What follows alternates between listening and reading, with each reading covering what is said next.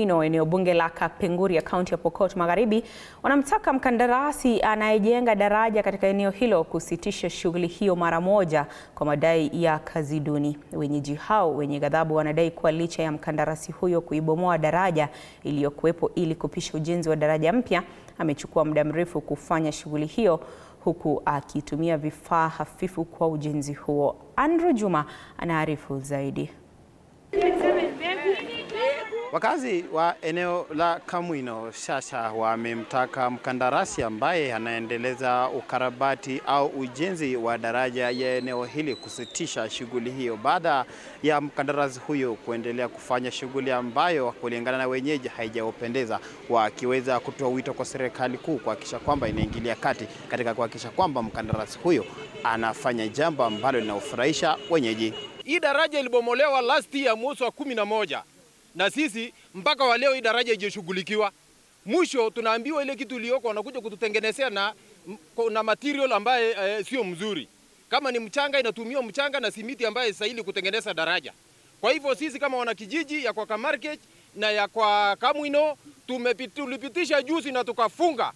Tukasema ya kwamba hatuwezi ruhusu hao watu waunde hii barabara mpaka siku ile tutakaa chini tuweke makubaliano enye inaweza saidia mwananchi. Mimi kitu yenye naomba tu ni kwa sababu ya hii daraja.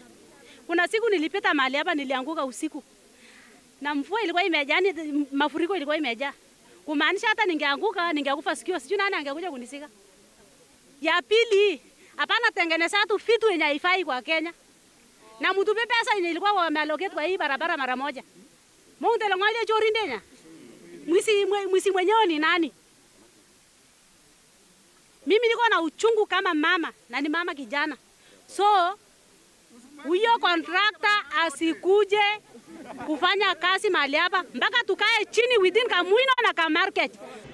Viongozi mbalimbali akiwemo mbunge wa Kapenguria Samuel Moroto na alikuwa gavana wa zamani wa kaunti ya Pokot Magharibi John Onyongapo wakiweza kuzuru daraja hilo waliweza kusikitikia hali hiyo, wakisema kwamba ni vipi serikali inaendelea kuruhusu ujenzi mbovu wa daraja kuendelea. Wakazi wakisema kwamba iwapo serikali kuu haitaingilia kati basi wao wenyewe watajichukulia hatua ya kumkomesha mkandarasi huyo.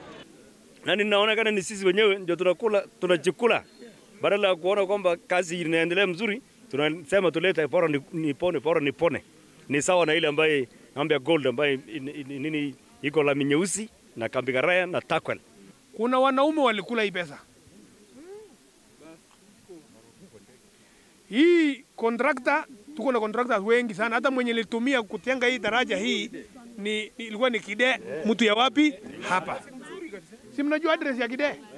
Angeharibu tungeenda na kiboko, si ndio? Sasa hii kitu kingine ameletwa hapa. Wenye makuja kukula lami.